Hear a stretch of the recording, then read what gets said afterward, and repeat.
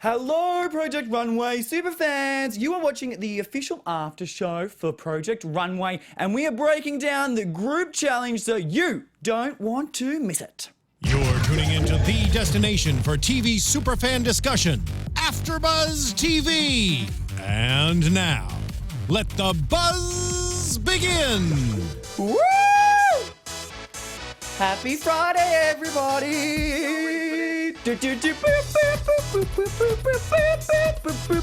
We're dancing here on the Project Runway, official after show by AFTERBUZZ TV. We've got sound engineer Steve-O, he's our DJ, he's getting the beats happening for us, so you can all have an awesome Friday.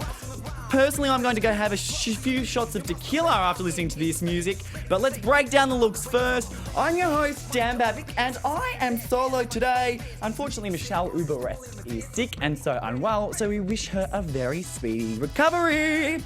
But this was one of my favourite episodes. By the way, I feel so cool, I feel like I've got my own talk show right now.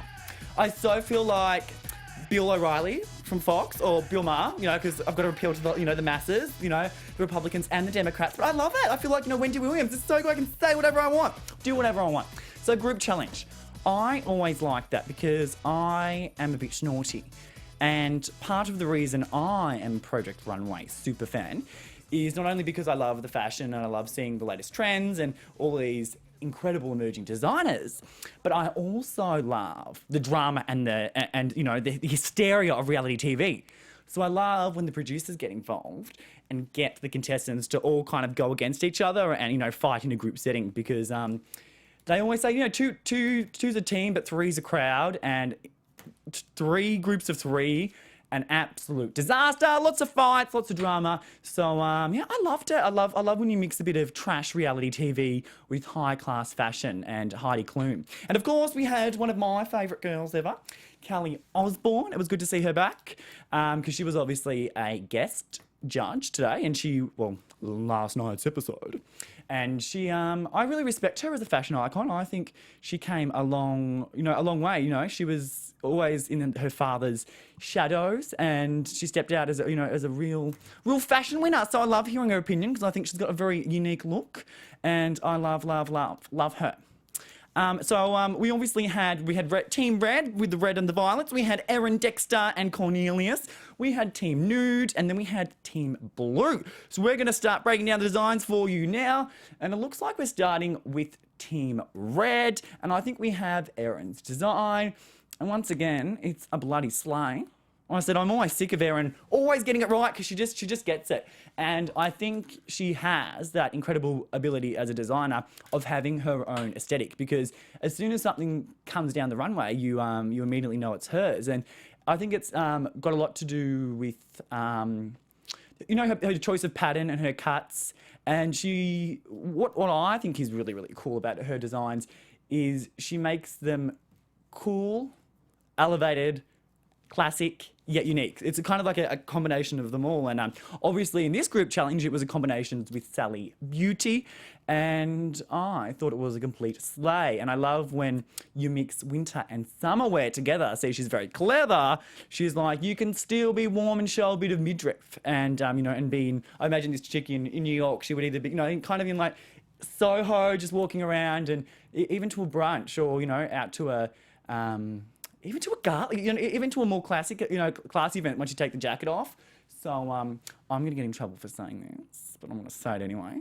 I don't endorse Donald Trump, but I think you need to laugh and all of that. And looking at this girl in this outfit, I want to Trump that bitch. I think she looks so pretty and so hot. So tick for Erin. What I do on Legally Blonde? Snaps for Erin. So we love Erin. Okay, moving on. Who else do we have next?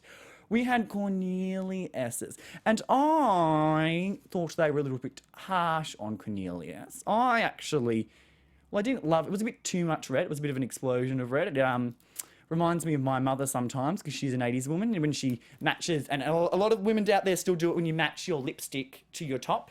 And you never do that. That's like a no-go. With whatever colour you're wearing, do not match your lipstick with that. And it was a bit of an explosion of red. And because it is that deep, bloody red colour, it's almost a bit like like Halloween costumey looking because it is so red. And it almost reminds me of like, I don't know why, but like Lady Gaga's like meat dress or when she did her blood performance at the VMAs and the blood. I'm just feeling a bit bloody. And, I thought, he did do a good job, and I think he's actually really grown and matured as a designer. Because obviously I had a conspiracy theory that when he first came onto the show, he was there to be a reality TV star.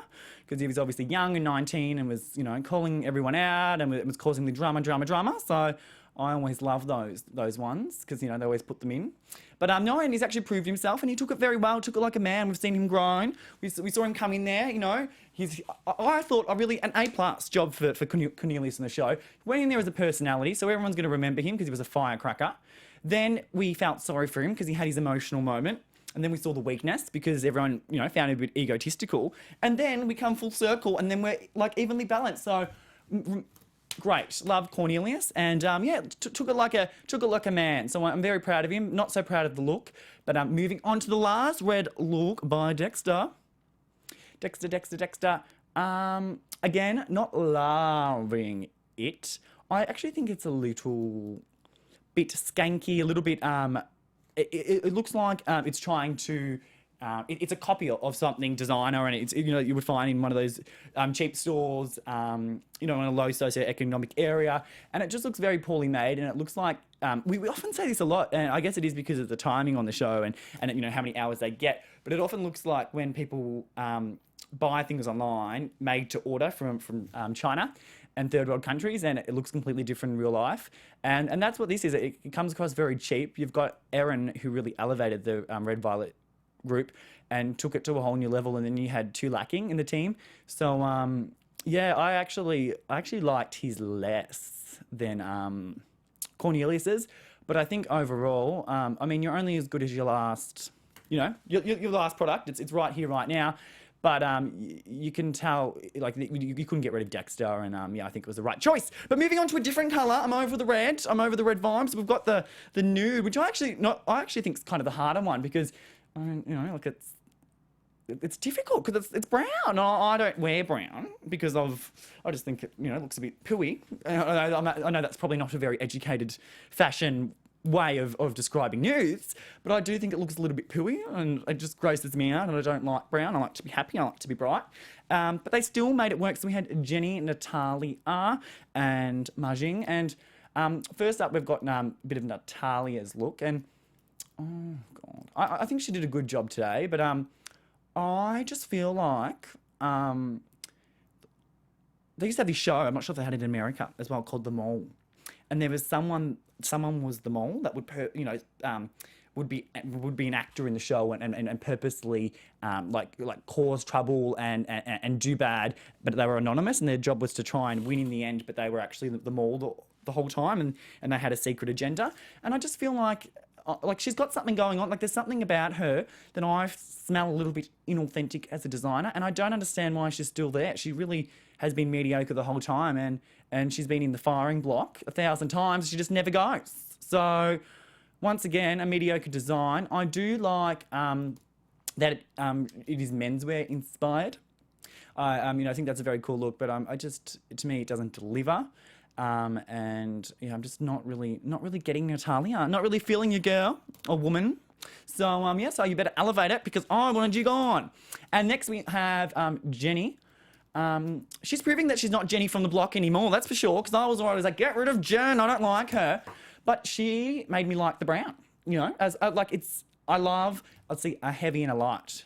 I love, with the top, it's like, really heavy, really woolen, and really like firm and strong, and the woman feels empowered, and that's what Sally Beauty is all about. It's about making when you feel beautiful on the outside, it's almost like a strength. It's like a warrior, something that you put on and you can go face the world, and that's why I love fashion so much, because I always say I put my hair in a curl and I put a blazer on, and I can take anyone in the world. It prepares me for life, and that's what Sally Beauty is all about. Is even though it might sound superficial, and a lot of people think the fashion industry is superficial, I look at it as an art form.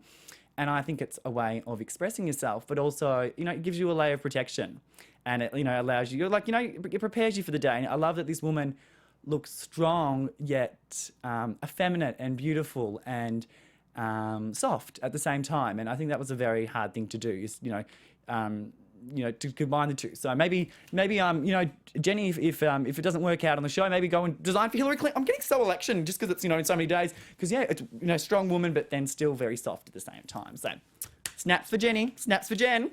And then finishing off the brown group, we had Marjing, which is just coming up right now. And Marjing is one that, as I said, it continues to grow. It's almost like each week he gets better and better. Oh, we might not even have Marjings up, I'm not sure. But anyway, I'll describe Marjings. His was a bit more simpler in nature, and it wasn't really a standout piece. But it got him through. But I think what has made Marjing shine so much is he continues to elevate it and take it to the next level. And we've just seen an incredible amount of growth there. So, I'm like legally blonde and election obsessed today, so snaps for Marjing. But then we're going to move on to the blues. And blues are my favourite colour, so I am a little bit biased towards the blue. And we have Laurence to start off. And obviously, we all know she's my favourite. But Laurence, I do love the look. I love it, love it, love it. But I don't want you to be a one-trick pony. I'm a one-trick pony. That's me. I only know, I'm a two-trick pony. I only know what looks good and I can talk. Got two things. But we are starting to see a bit of a recurrence each week on the runway. And whereas Erin's got a certain aesthetic, you can always tell it's Erin's, but it's not in an obvious or ornate way. But it feels like Laurence is an incredible designer, but she's only got a few tricks up her sleeve, so she just follows them. So I want more of a risk. But I mean, impeccably tailored and just, flawless. But when people are at a certain level, you need to be nitpicky, and I think it's amazing. But if you really want to win, you're going to have to make it less obvious and be a bit more innovative. But phenomenal job. And then let's have a look who else we have. What other designs? We obviously had Roberi and Rick. I like that. Maybe Roberi and Rick can have a label together, because Roberi and Rick, that sounds good. So this is Rick. We've got a bit of plaid going on, and I'm not a plaid person, and I thought picnic rug as soon as I saw it, and I thought I'm ready to get to go for a bit of a picnic on the park. But but it was funny because everybody loved it. No, this was Rick's, I think. Yeah, this was Rick's. Sorry, yeah.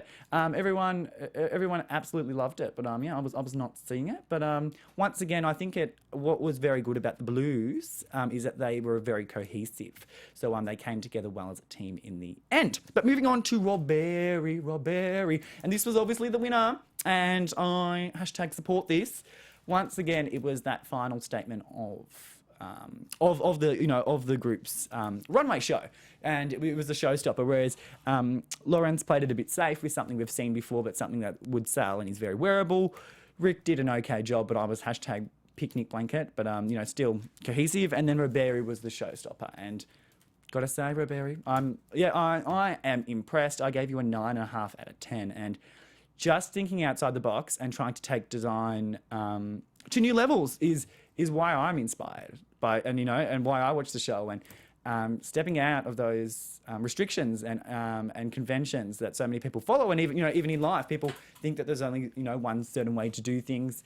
And Roberi is kind of being a bit of a #Erin and really showing us something new, and that excites me, and that's what I am enjoying the most about season 15 is I feel this is the most diverse group of designers we've had for a really long time. And I'm going to be honest, I remember even talking to Michelle about it, that in the past I was getting a little bit bored with Project Runway because I felt that everybody was the same. And I said, where are these unique, like when, Gwen Stefani, everyone's got their own version of fashion icons, but I remember like someone like Gwen Stefani, when she came on to the scene at the start and she had the leopard, like she was so unique and so different, and Madonna and Prince and Michael Jackson, there was just something you hadn't seen before, and it just took the world by storm. And I was like, where is that in Project Runway? And, I think Roberi's got it, to do my Oprah thing, he's got it. And so does Erin. And Dexter's very special as well. And then Laurence is obviously, impeccable with her construction. So, really, and then, Jenny's proving she's just not Jenny from the block. So, I'm very impressed, and I was very happy that Roberi won. And I was glad to see Cornelius go, because he's still got a lot of learning to do, still very young, and congratulations on doing a great job in the show. But we do have a few announcements to reveal right now. And there are going to be some change. Oh, I sound like I'm, we're cutting the show or something, like due to network cuts.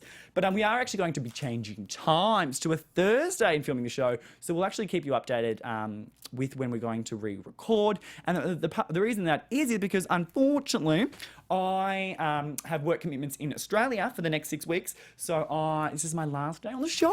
So it's like my goodbye party. No one showed up. So like, look at me, I'm all by myself. Yeah, so that's all right. I've got DJ Steve-O that plays some great tunes, and I've got you guys. So yeah, so it is going to be mixed up, and there is going to be a new host as well joining Michelle, and it will be on a Thursday. But I'll still chime in. I'll still might tweet and all of that. So I'll definitely be back for all the other Project Runway seasons. But it is going to change to Thursday. So keep your eyes and ears open and peeled, or whatever the saying is.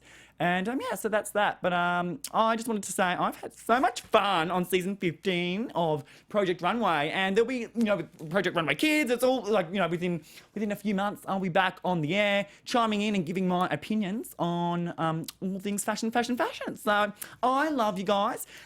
Tweet me away. Like I want like a really nice message, like good luck with your work commitments in Australia. Yeah. So and actually when I'm flying out. I feel like this has been a bit of an election show as well, but as we all know, fashion is influenced by history and what's going on at the current time, and that's why I am referencing it. See, there is a method to my madness. Actually, when I fly out, who becomes president of the United States will be announced. So when I land in Australia, I'll be like, oh, who's the president? So I'm excited. So yeah, exciting. So have a great day, everyone. It's a Friday. Stay safe, but have lots of fun and. Probably not supposed to say this, and drink lots of tequila. I'm Dan Babic, Instagram at Dan Babic, and Instagram and Twitter, the tweet at Dan Babic with an _ after Babic. Bye. From executive producers Maria Menounos, Kevin Undergaro, Phil Svitek, and the entire AfterBuzz TV staff, we would like to thank you for listening to the AfterBuzz TV network.